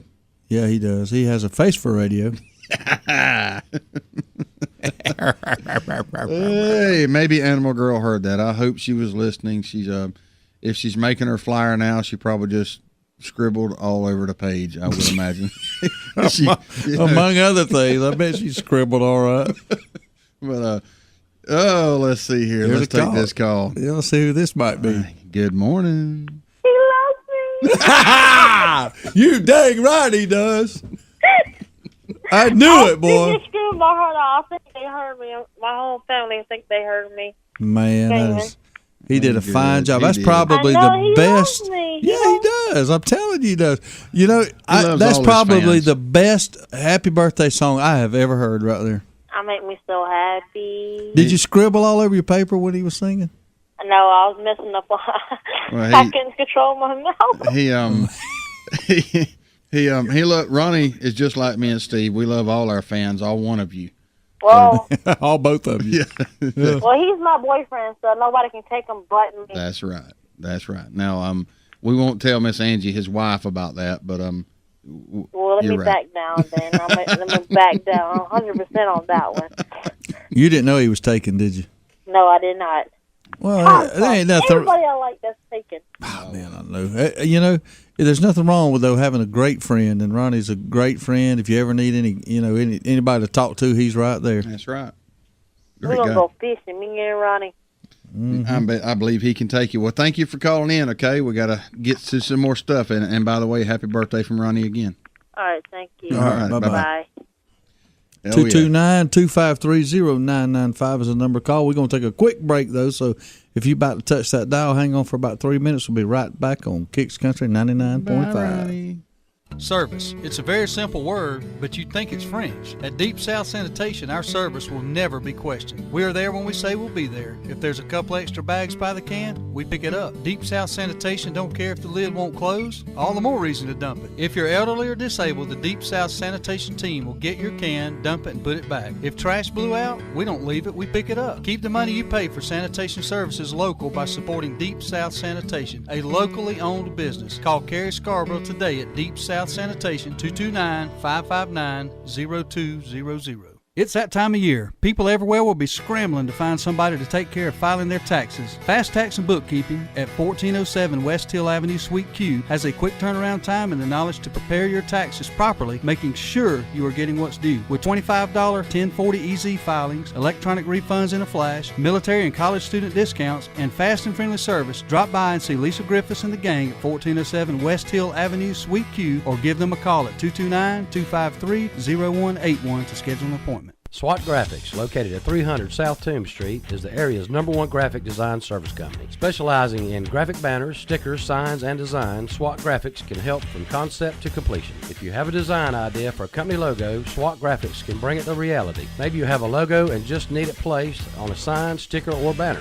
Whatever the case, stop by SWAT Graphics at 300 South Toombs Street, Valdosta, or give them a call at 241-9185. SWAT Graphics, proud sponsor of the Good Outdoors. Hey, this is Judd with T3 Outdoors. Did you know that T3 Outdoors buys, sells, trades, and consigns used guns? We need your used guns. T3 Outdoors has a huge selection of turkey gear, from mouth calls, box calls, decoys, and ammo. T3 also has $8.99 sweet fee. We also have new spring Under Armour, Guy Harvey, and AFCO shorts. T3 also carries knives, Yeti coolers, boots, Costa sunglasses, and more. T3 Outdoors is locally owned and operated on Perimeter Road next to Zacadoo's. The There's only one place in Valdosta if you want the freshest seafood in town. It's Bubba Jack's Crab Shack at 1700 West Hill Avenue. They got wild Georgia shrimp cooked about any way you could want it. Fried, peel and eat, grilled, or buffalo style. They got a Wednesday night oyster special at $7.99 a dozen, and that ain't no mistake. $7.99 a dozen, Wednesday night only. Bring the kids with you, and if they don't eat seafood, get them some chicken tender baskets or hamburger or hot dog. And do not forget to try the fresh cut, hand-dipped onion rings at Bubba Jack's Crab Shack, 1700 West Hill Avenue, Valdosta. Justamere Farm is a full boarding, training, and lessons facility conveniently located on Valdale Road in Hayhire. Justamere Farm offers a facility like no other in the area with many amenities to meet all your equine needs, whether it's riding, training, or boarding. If riding is your passion, Justamere has you covered with an indoor arena, a large lighted outdoor arena with an alleyway, a large jump course arena, a round pen for training, trails, and access to dirt roads. Private and shared lessons are available, so give Justamere Farms a call today at 229-460-2331. You're listening to The Good Outdoors with Steve, Daryl, and Ronnie on 99.5 Kicks Country. Now, let's get back to the fun. Welcome back to The Good Outdoors, man. We're having a good time this morning. I was talking a few minutes ago about a middle ground fishing trip out there, and I actually got a couple of charters pulled up, and it's interesting trips, about 39 hours, and actually, it's 8 to 9. One of them, one trip that they do is 8 to 9 hours out and 8 to 9 hours back, and approximately 20 hours of fishing time. It's on a big boat, it's a gigantic boat. For about $300 per person, you depart on Friday. Friday departs 3 p.m., returns Sunday at 6 a.m. Huh. That's a lot of good fishing. How many people can go on the boat? Does it say? It doesn't really say right here. I'm sure it will somewhere in this article. Can you imagine, though? I'm sure probably 25, 30 people. I don't know if how many out there have ever been seasick. I have, unfortunately. It's a 50-50, which I usually don't get seasick if I'm not filming, but if I'm filming, it's 50-50 looking at viewfinder. But if you've been sick, you can imagine this, but I would hate to know that I traveled 8 hours out there with a bunch of other guys and got sick and had to know that I had to endure it for 16 hours of fishing and another 8 hours of riding back. I think you could die out there. Yeah, you probably could. Because, you don't overcome seasickness. At least I haven't when it started. The only time I ever got better is when I got back to the dock. And interesting enough, as soon as you step foot on land, you clear right up. It's a strange thing. You stop moving. Yeah, we got a call coming in. Good morning, caller. You're on the Good Outdoors. How are you? Morning, fellas. How y'all doing? We're doing good. How are you? Man, I am wore out after all this fishing these past 2 days. Your arms hurt from pulling all the fish in, huh? Nah. Believe it or not, in 2 days I found 2 goldfish. I did find a little creek, though, in the little spot we've been going to over here off the backside of Lake Blackshear at the power dam. I've actually found that instead of using crickets or worms, they eat catfish food. Really? A bag of catfish food, 2 good cups, is all you need. Yeah, how do you keep it on your hooks? Does it stay on there very good? Nah, I actually been using the same cricket, but I throw the food on top, and they come up and get the food, and in the process, we've been lucky by catching a few catfish like that. Oh, I got you. So they come up and eat the cricket when they're up feeding on the feed. Yeah. I don't know why it's like that, but it seems like everybody is out fishing now. And there was probably about 25 to 28 people, I would guess, in our little spot over there. And I threw the food out, and everybody started catching them. Is that in the spillway right below the dam? Yeah, it's right there on the side of the boat ramp. And I think altogether there was probably about 25 to maybe 36 fish, I think is what everybody said we caught that day, yesterday. But we stayed out there till about 2 o'clock. And after 2 o'clock, it got a little too warm, so we had to pack it up and go in. It did get hot yesterday. Yeah, it did. It's summertime. Daryl and I, we had a little meeting there at Denny's, and well, actually it's Subway, I believe, when this happened. But I come out and got in the car and turned it on. The temperature thing on the car said 101. Yeah. I know the feeling. I take my dash temp, and whenever I got in the car, it was at 108. Yeah, it gets hot sitting there, and then of course you say it cools down. It don't cool down much, but it cooled down to about 90 once I got going. But that's hot, man, and it ain't even got to where it's going to get hot yet. About the middle of July, 1st August, we're gonna be fussing about that, ain't we? Yes, sir. Yes, sir. We sure gonna be hot by then. Yeah. But we're going back today. We're gonna try our luck over here on the backside of Campers Haven, and we're gonna see if we can't get a couple of shell crackers, and we caught a pretty good little mess of channel cats. Not nothing to brag about or anything. Just keeper fish, pretty much. But you were out there having a good old time, and I'm sitting here thinking about it and imagining what you're saying there, because I know that area. I've seen it with my own eyes here, and I can imagine y'all out there fishing. It's making me want to go. Yeah, it was really rough at first because everybody kept throwing in, and little bait fish kept taking the crickets and worms. And yeah, I had a bag of pond food in the car, and I tell you what, let me try this. And I throw in 2 cups, and I tell you what, we started pulling them left and right. It just seemed like that's what they was waiting on. It's some food. They wanted something on top of the water. Let me tell you another thing you can try. Go to your tackle shop and buy the smallest hook you can get, and try to catch. Yeah, we were using 8. Well, try to catch one of those bait fish that keep the bait. Keep trying to steal your bait. Try to catch one of them and get you a shiner cork, like a shiner bass rig type setup, and throw that out there and see if you can catch one of them big old catfish, because they're there. Okay. Yeah, I'll still give that a try. Yeah, they won't bite. They won't bite. Readily or often, but when they do, it's a big one. Okay. I sure will, man. I appreciate that advice, and I'll give that a try today. Well, call us back in the morning and let us know what you did. All right. Maybe I have a stringer full of shell crackers, and I'll take some pictures of them to y'all, man. I hope so. Yeah, and that's when we'll be prompted to come over the next day and help you do it again. All right. All right. Appreciate you calling, buddy. All right. Yeah, have a good day, man. 10-4. I think that was our faithful listener we call Foxman. And if y'all having trouble with your AC now, you got to remember, carry it down to Eagle Auto Repair in Lake Park. Eagle Auto Repair. He can fix it. He fixed mine and my car here just a few weeks ago before our Disney trip. It didn't take him long either. Dang right. Well, here's an interesting one for you. What is our body temperature at? 98.6. Why is it that anything in the 90s it seems hot? Shouldn't it be anything above 98 should be hot to us?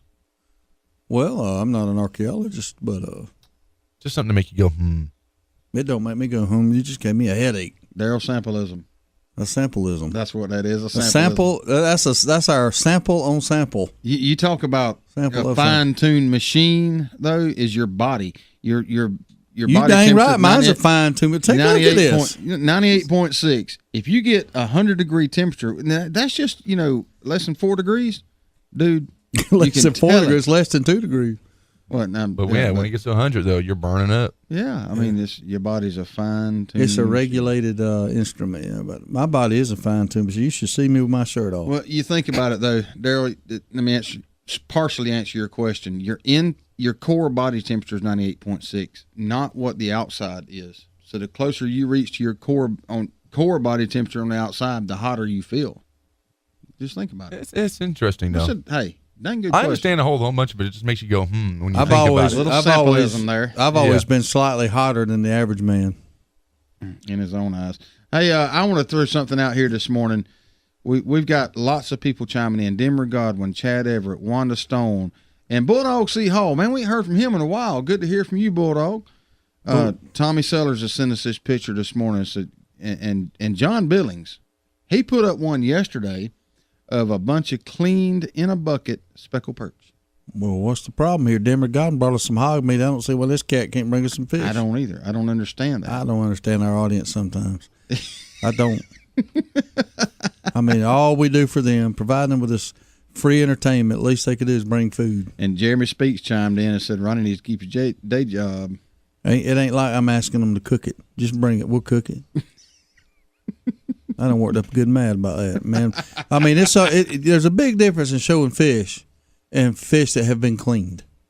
That's almost insulting. So you saw the big catfish, didn't you? Oh, I saw on the tailgate. Yeah, I saw them. I did. Look, but they weren't clean, so it wasn't upsetting. But a man has went through the trouble to clean it and rub it in our face. You know, because they're ready to cook. I got you. Well, he might have been saying to get ready for the fish fry. Maybe that's. But he didn't say it though. John, is that what you're telling us? John, to get ready. Come on, John. Really, to get ready for the fish fry? I'd hate to go in there and the administrative capabilities and hit block, and I will.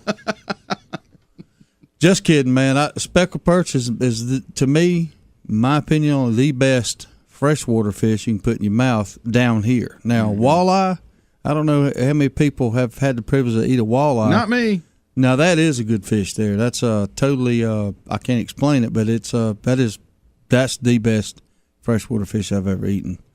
When the Schwann's company decides that they need to sell walleye on the Schwann's truck, it's probably pretty good. Must be. But it ain't like fresh walleye. Hey, there's nothing like fresh. No. I'm going to totally change the subject here for just a second. Change it. Before we go to this next break. Hey, you can do that. You're part owner of this show. You can change it anytime you want. Before we go to this next break, I've got to do this. And this is something somebody sent me on my email, and it's about you got to love Texas. And we do, because Texas is so just awesome. Pro-Second Amendment. That's yeah. right. But we love Georgia, too.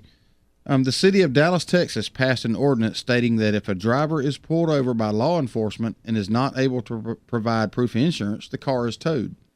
To retrieve the car after being impounded, they must show proof of insurance to have the car released. This has made it easy for the city of Dallas to remove uninsured cars.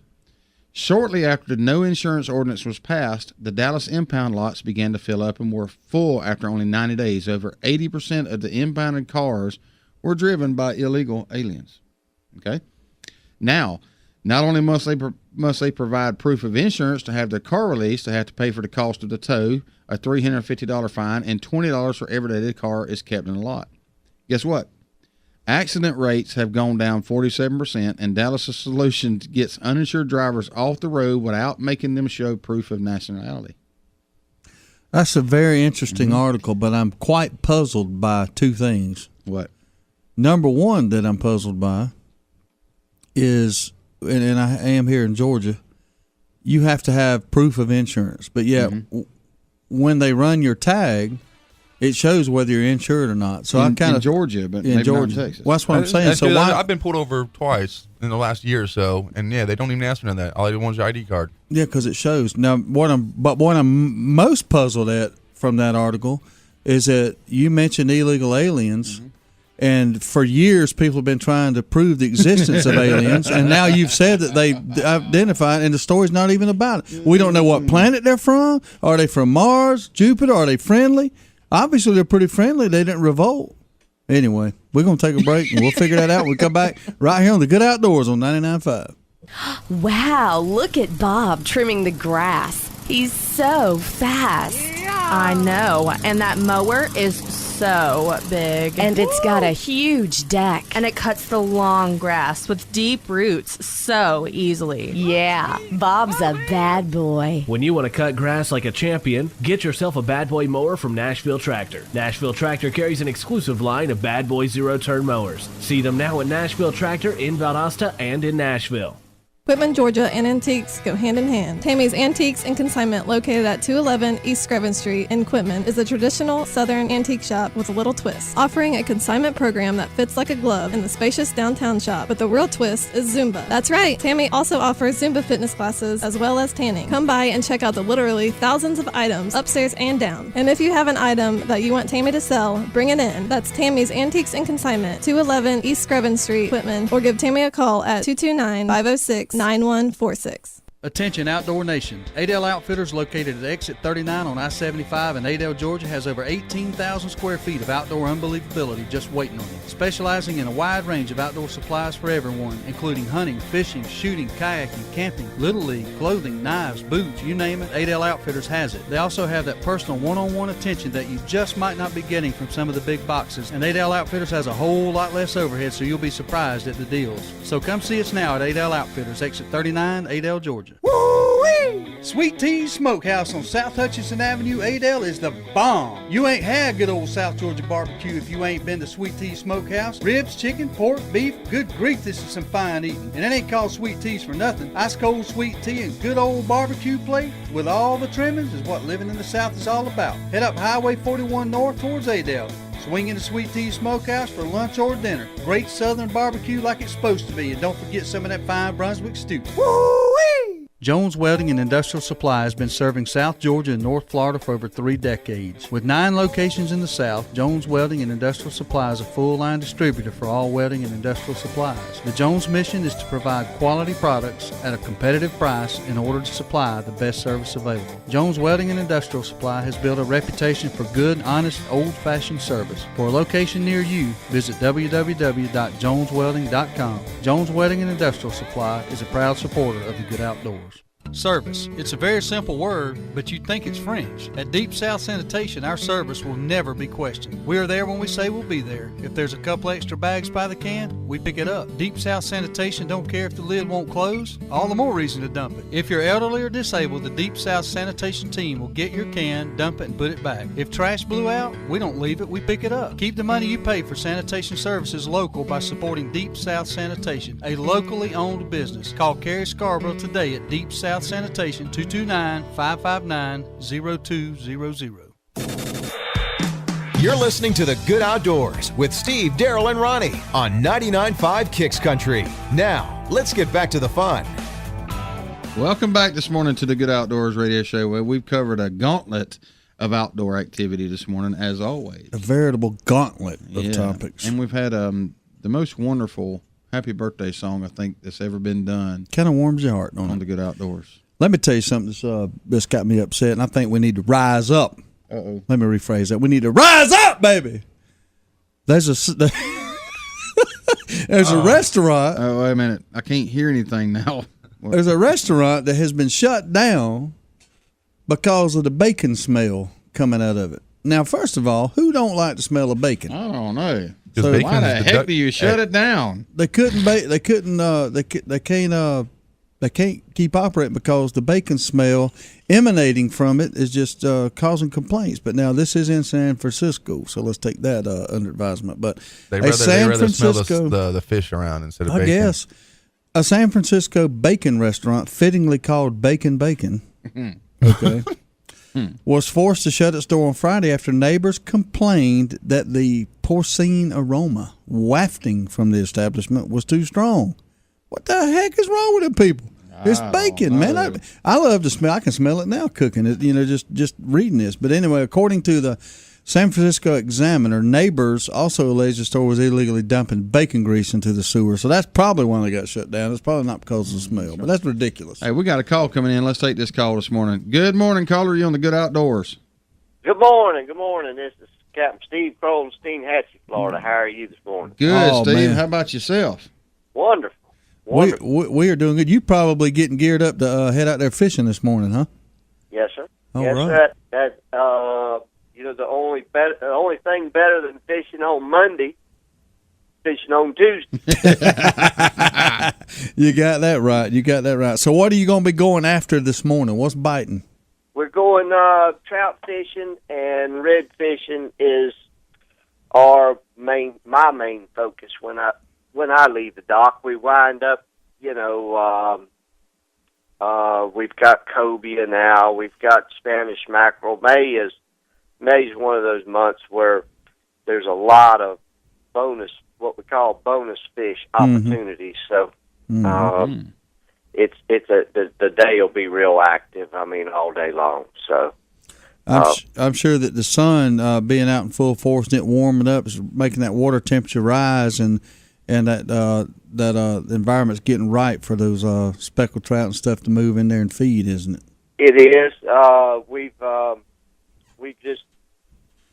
We've had the best spring that I have my young life. I'm 54, but I have been fishing here 30 years. It's just been incredible spring that we've had, and between the mild winters, the last couple fairly mild winters, and all the rain last year, some of the scientists have thought that might be the reason. So who knows? It's a joy to hear you say that. You know, a lot of our, we talk about the good outdoors and hunting and fishing and everything outdoors every day, and unfortunately here lately, a lot of the things we talk about are negative. Like in the deer hunting world, the deer population is going down. It's refreshing to hear someone in the industry that you're in say, "Hey, we're having a banner year, man." That is good news right there. It is. It's awesome. We've just been they're bigger and more plentiful, and it's really been fun to see this year. So that's a good deal. Now, when you head out this morning, what tell us about the rig that you're going to use as far as the bait and how you're going to fish. We it's just like anybody else's job. I mean, you consider all the factors, what you have to deal with as far as tide and wind direction, which has been, I immediately went to the wind direction because that yesterday and the last couple of days, it is an issue when the breeze is so light that you don't have a drift. And here we drift fish. Right. So it can challenge you a little bit. So how dirty the water is, how shallow the area you're going, what the water temps are, all those things come into play when you decide where to go, what to do first, and how to try to catch them. And then, of course, how experienced your customers are. Should we use a cork or fish a jig? So because it's all about trying to give them the best day they can have. That's right. Yeah. So you've been doing this how many years? I just crossed my 9th year full time. I did it for about 4 years part time, and when the business got to a level that I could do something or felt comfortable with it, and went full time. So a total of 13 or 14, I guess. Whatever. Nice. Good deal. So you get a lot of repeat business, I'm sure. That's the only way to be successful in this area is because we just don't have tourism traffic like the Keys or something, or Miami, or just a huge population center. So we have to have folks that will come back and refer us to friends and neighbors. Yeah, that's what I look for when I go with a guide. I like to find one that's been doing it for years, that does it exclusively, and that has references and a repeat customer base, because that tells me that when you go down there, if you're going to book year in and year out, that means that's right. You're going down there and you're catching fish. So that's right. That's what you look for. And it's a catch-22, because that's one of the things that makes it so difficult as a business. To try to build up a business in this field like this when you're in a location where that's the only way. And I had a lot of great people help me along the way. Not to mention the good Lord, but I mean, there was a lot of people that helped me, older guys, and would throw me a bone once in a while, or have need another boat, and add me to a trip. So every day would be an opportunity. That was back when I was doing it, like I said. And now you do it for other people too. I can hear it in your voice. You give back. Yeah. Have to. Yeah, absolutely. What kind of boat you gonna be going out on today? It's a old Proline that I had refurbished, and if you're at 24 foot, if you're familiar with those at all, it's just a boat that was built in Crystal River back in the 70s and 80s, and it's perfect for our coast. And the kind of water it will float and fish shallow areas, as well as not make you too wet on a little bit of a choppy boat ride or whatever. It's just a great boat for this area, and fishes really well. Well, how many people usually can you take on one charter? I take a maximum of 4. Okay. So, and like I said, we drift fish. So, that's what I have yesterday and today. And you're mainly targeting speckled trout and reds right now. That's correct. What's your average size? Just like on yesterday's charter, what was your average catch? I know it changes day to day with weather and everything like that, but what do you expect? What is a good day for you carrying clients out? This year we have 25 trout and 5 reds is our goal. Okay, mm-hmm. So. And yesterday, for example, we were short on the trout by a few, and we only had 2 reds. Mm-hmm. Well, Saturday, it's really strange how, 1 day or 2 days can change things. It's, we had like 72 pounds of fish, which was trout, all the 25 trout, 5 reds, all the sea bass, some Spanish mackerel, wow. This flounder. We were just had one of those days where it seemed like wherever you went, fish were biting. And that is awesome. Now, we need to get you need to put your website or your phone number or contact info out there too. How can people get in touch with you or find you? Well, the first thing is I would just mention the website is pepperfishkey.com, and it's all one word: PepperfishKey.com.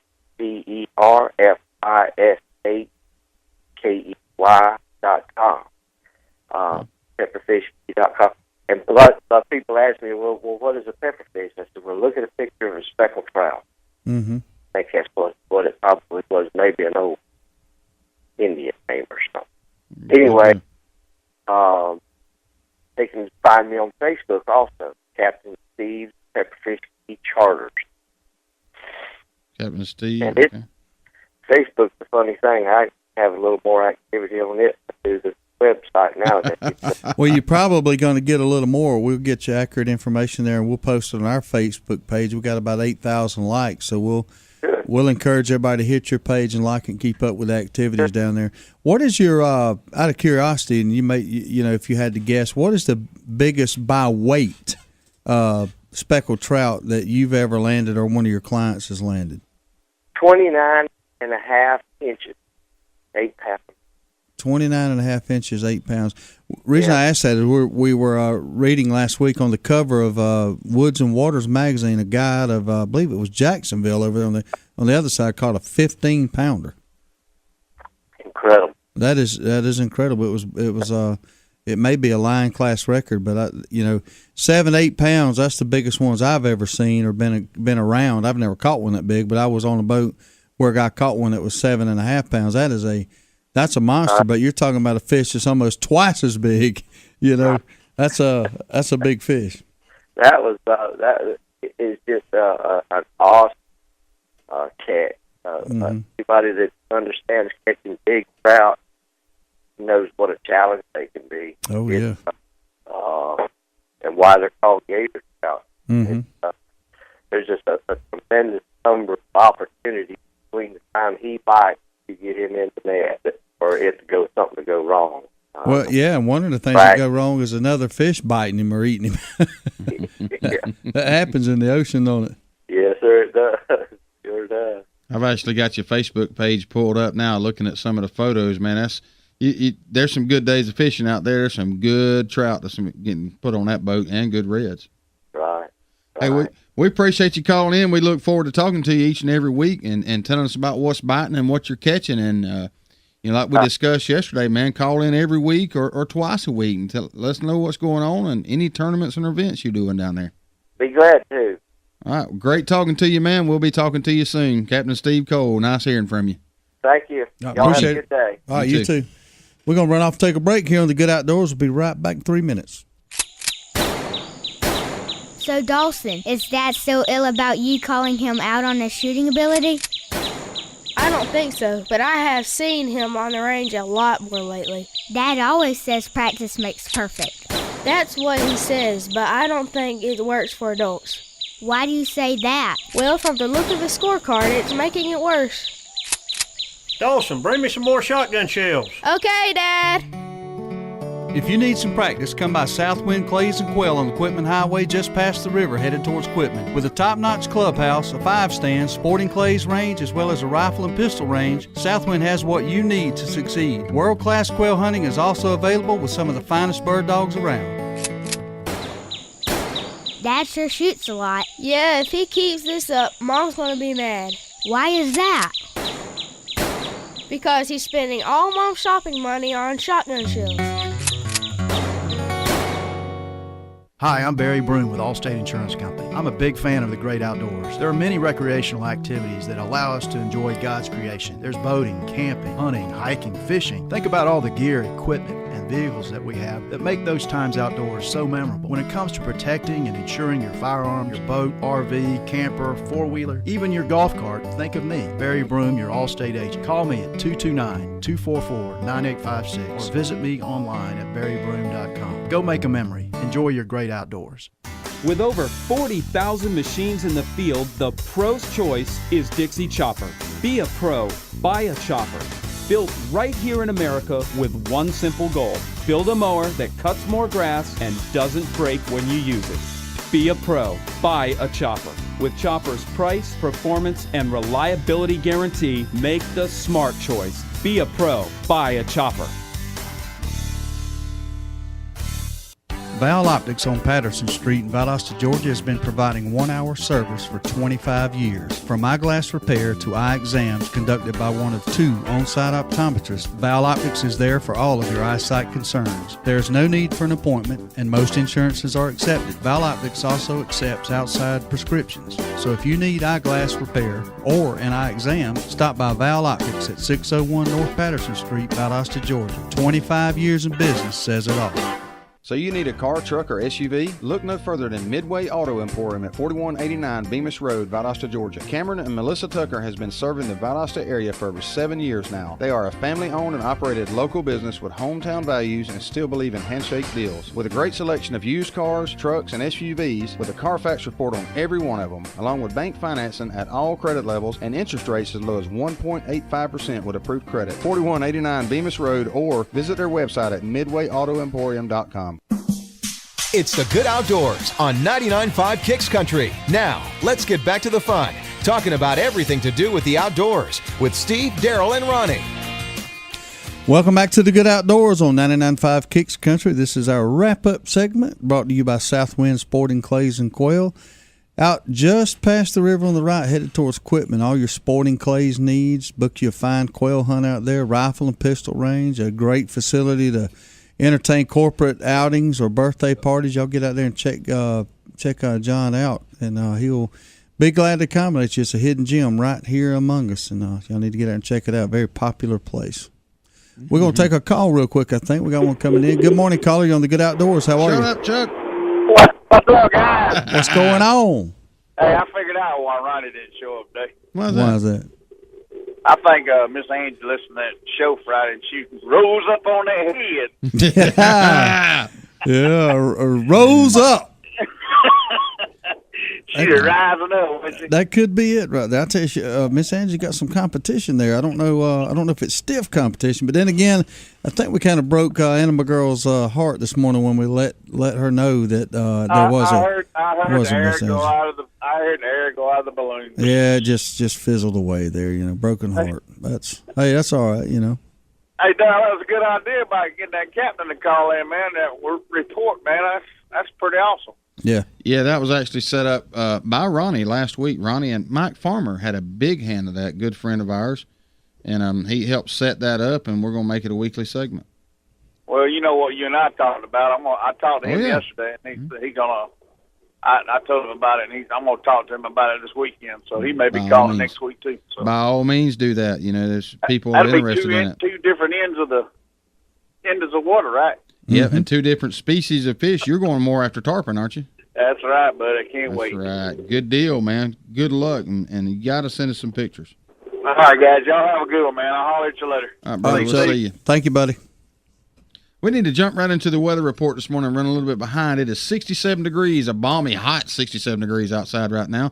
High of 92 and a 50% chance of a frog strangler later this afternoon.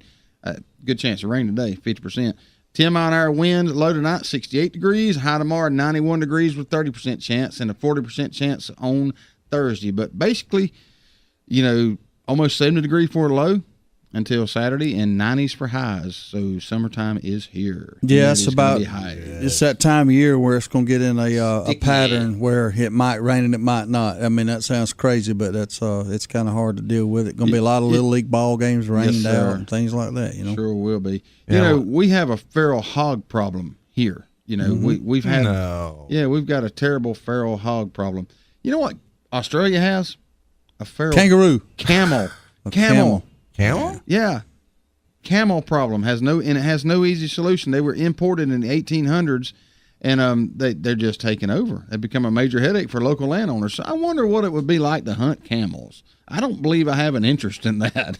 I don't think it'd be much of a challenge. I ain't going to shoot what I want to eat, and I ain't eating no camel. But they say it's actually a big problem in Australia right now. So camel a la hump ain't bad though, I hear. I ain't got a clue.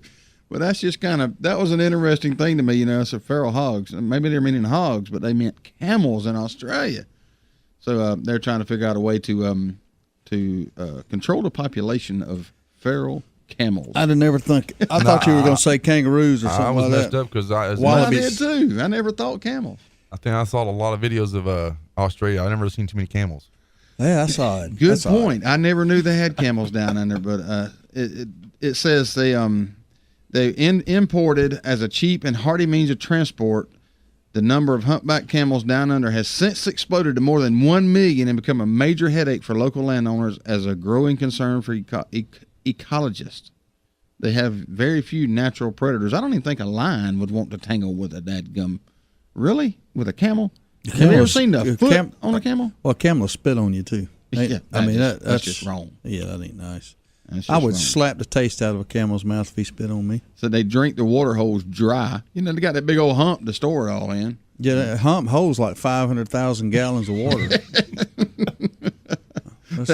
That was a weird one. I just had to throw it out there, guys, because I'm having a hard time concentrating ever since you said there were aliens in Texas. I can't get over that. I mean, nobody's even said anything about it. Illegals. Let's leave the aliens off. Illegals. Illegal immigrants. Can I rephrase that to illegal immigrants? Why don't we just call them illegal Americans?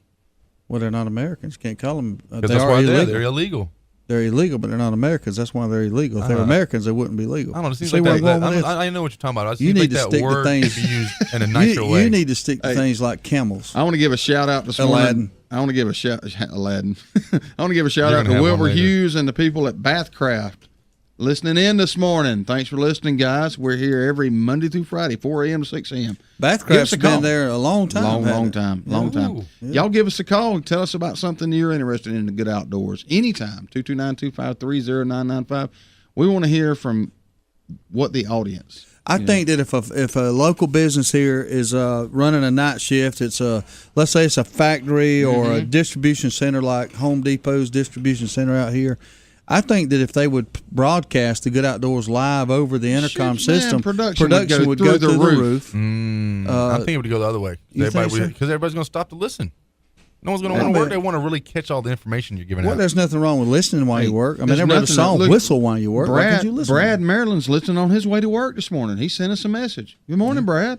Yeah, I mean, we're worldwide. We had a listener from China call in about a month ago here. So we got people in Maryland. Got a good friend in Tennessee listens to us every day, Marcus. Marcus, if you're listening, I appreciate you, buddy. I hope to get up there and see you here soon. We got people all over, probably in every nook and cranny in the United States. We need to we need to get people to call in and tell us where they're listening from. That's just interesting to me. Yeah. We might do this tomorrow, or maybe we'll do it on Friday and have a couple of giveaways with it. And we should do a giveaway for the person that calls in from the furthest destination. We could do that, or something like that. We could do that, and it could be. You never know. It could be. It could be Fitzgerald. It could be Douglas. It could be Maryland. It could be back in China. Could be back in China. That's right. And boy, can you imagine paying a postage on that one? It could be in. It could be in Bangladesh. We never know, do we? But you know what? We're going to do something this Friday, guys. We're going to do something. we're going to have a giveaway or two this coming Friday, or 3 or 4, and we're going to ask that people call in and say, hey, where are you from? And we'll reserve one giveaway to the person that calls from the furthest place away. How about that? Sounds like a wiener. I think we can do it. Mm-hmm. You know what? Ronnie did just text me something. They can win a signed Good Outdoors shirt from the Swamp People, because we have some of them to give away. We had signed in live. Ooh, that'd be nice. Coming this nice week. Prize. That's a nice So prize. if you'd like to have one signed from the from Swamp People, Junior, Willie Edwards, and Teresa, I can't even talk. Teresa. But we're going to do that this Friday. We're going to have some giveaways. We might have more than one of those shirts. I'm not sure, but we may have 2 of those shirts, signed, autographed shirts. So I may rummage through the old storage barn and see if I can come up with something. I think we can come up with something else. Some giveaways from some of our loyal supporters here on the Good Outdoors. That we thank you guys for for advertising with us and helping us. Maybe we'll make a few runs today and tomorrow and gather up some prizes and have a good blowout. One day we gave away $580-something worth of prizes on a Feel Good Friday. So that was early in the career of the Good Outdoors, and I think we need to rise up. We need to rise up and see if we can't do that again. Yes, sir, man. man. Shaking his head out. Yeah, I remember that day. The wax back out of place. We did that day.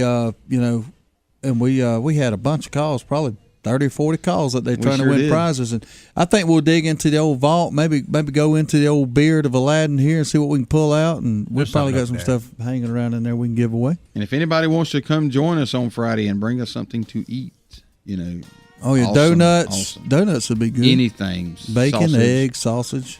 Well, we don't have quite enough time to take this call this morning, I don't believe, do we? So. Nope.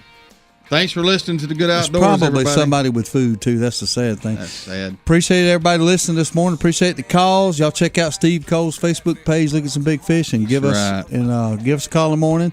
And we're going to hit the back road and get on out of here. And in honor of Ronnie, he's texted me, Toodles. Don't say it. You've been listening to The Good Outdoors on 99.5 Kicks Country with Steve, Daryl, and Ronnie. Join us every weekday at 4:30 when we'll do it again.